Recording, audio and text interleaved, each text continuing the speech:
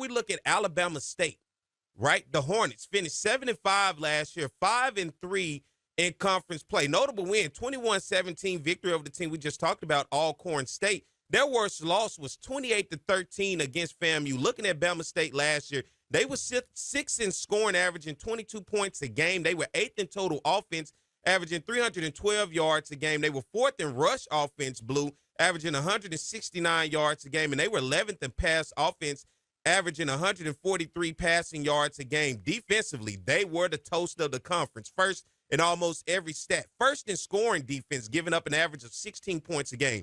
The Hornets were first in total defense, giving up 365 yards a game. They were first in rush defense, only giving up an average of 106 yards a game. And they were second in pass defense, giving up an average of 159 yards a game. I think looking at Bama State, they can hold their hat on defense.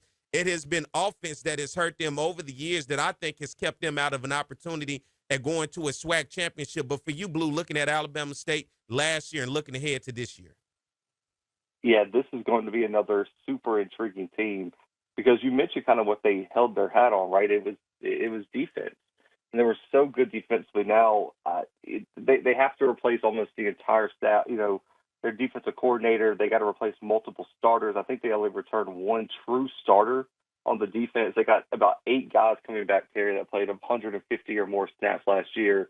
You know, at safety, they do have a guy who was supposed to start. I believe he got hurt against North Carolina Central, and Drake Johnson, who was a transfer from Southern Illinois, Texas State, and he was going to be the starter, but got hurt, had a medical redshirt year.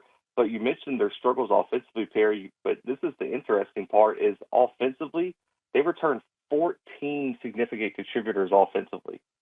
And that includes Jamari Holtzclaw, who had an explosive freshman season, ended up getting hurt. They returned 4 offensive linemen that played over 430 snaps last year. Wide receiver, they got some talent coming back, Jalen Jones, Harrell at wide receiver. The question is going to be, and Perry, stop me where you've heard this one before, can Andrew Body stay healthy?